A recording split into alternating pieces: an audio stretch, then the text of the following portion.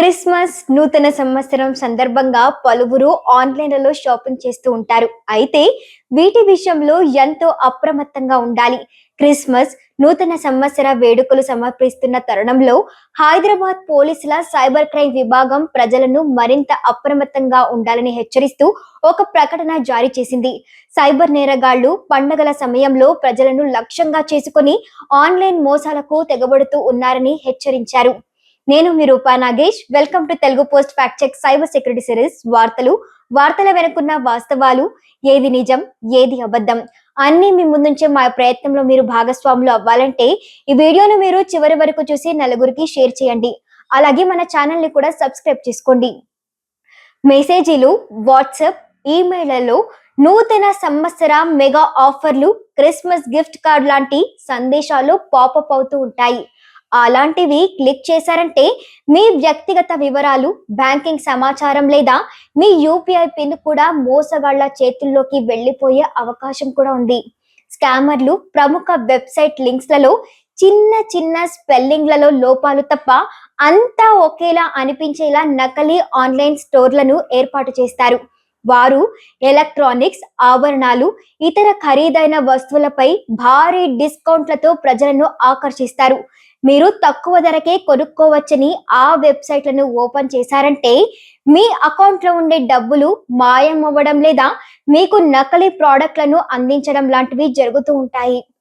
మరికొందరు మోసగాళ్లు మీ bank, delivery company లేదా కస్టమర్ సపోర్ట్ నుండి కాల్ చేస్తున్నట్లు నటిస్తూ ఉంటారు. మీ ఖాతా లేదా ప్యాకేజ్లలో సమస్య ఉందని చెప్పడం ద్వారా మిమ్మల్ని మోసం చేయడానికి ప్రయత్నిస్తారు.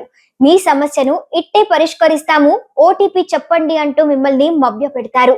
తొందరలలో చాలా మంది వ్యక్తులు తమ ఓటీపీ లేదా కార్డు వివరాలను పంచుకుంటారు. అలా చేశారంటే నిలువున మోసపోయినట్లే. ప్రజలు ఆన్లైన్లలో షాపింగ్ చేయడం, టికెట్ల కోసం ఆన్లైన్లలో బుక్ చేసుకోవడం లాంటివి చేస్తూ ఉండటంతో సైబర్ నేరస్తులు కొత్త, మరింత మోసపూరిత పద్ధతులను అవలంబిస్తున్నారని పోలీసులు తెలిపారు. ధృవీకరించని మూలాల నుండి ఎస్ఎంఎస్, వాట్సాప్, ఈమెయిల్లు లేదా సోషల్ మీడియా ద్వారా వచ్చే తెలియని లింక్లపై క్లిక్ చేయకుండా ఉండాలని పౌరులకు పోలీసులు సూచించారు. ఓటీపీలు, పిన్లు, సివివి నంబర్లు లేదా బ్యాంక్ వివరాలను ఎవరితోనూ పంచుకోవద్దని, అధికారిక లేదా విశ్వసనీయ ప్లాట్ఫామ్ల ద్వారా మాత్రమే బుకింగ్లు, ఆఫర్లను ధృవీకరించాలని పోలీసులు ప్రజలను కోరారు. తెలియని క్యూఆర్ కోడ్లను స్కాన్ చేయడం లేదా ఆయాజిత యూపీఐ అభ్యర్థులను ఆమోదించకుండా ఉండాలని పోలీసులు సూచించారు. పౌరులు ఎప్పటికప్పుడు వారు ఉపయోగిస్తున్న అప్లికేషన్లను అప్డేట్ చేసుకుంటూ ఉండాలన్నారు. కుటుంబ సభ్యులతో, ముఖ్యంగా సీనియర్ సిటిజన్లు, యువతతో సైబర్ భద్రత గురించి చర్చించాలని కూడా పోలీసులు సూచించారు. ఆర్టిఫిషియల్ ఇంటెలిజెన్స్ రాకతో సైబర్ నేరగాళ్లు కూడా మోసం చేయడంలో అప్డేట్ అవుతూ ఉన్నారు. వాట్సాప్, టెలిగ్రామ్, ఎక్స్ వంటి సోషల్ మీడియా ప్లాట్ఫామ్లను అడ్డాగా చేసుకుని ప్రజలను టార్గెట్ చేస్తూ మోసం చేస్తూ ఉన్నారు. మోసపోతున్న వారిలో చదువుకున్న వాళ్ళు, చదువుకోని వాళ్ళు కూడా ఉన్నారు. ఉన్నత విద్యావంతులు కూడా ఎంతో సులువుగా బోల్తా కొడుతూ ఉన్నారు. సైబర్ క్రిమినల్స్ మాటలకు ట్రాప్లలో పడిపోతూ ఉన్నారు.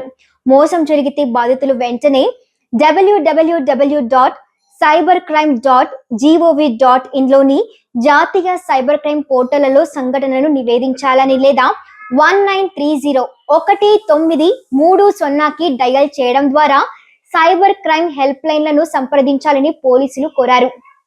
దర్యాప్తుకు సహాయం చేయడానికి స్క్రీన్ షాట్లు, లావాదేవీ వివరాలు, ఫోన్ నంబర్ల వంటి ఆధారాలను భద్రపరచాలని కూడా బాధితులకు పోలీసులు సూచించారు.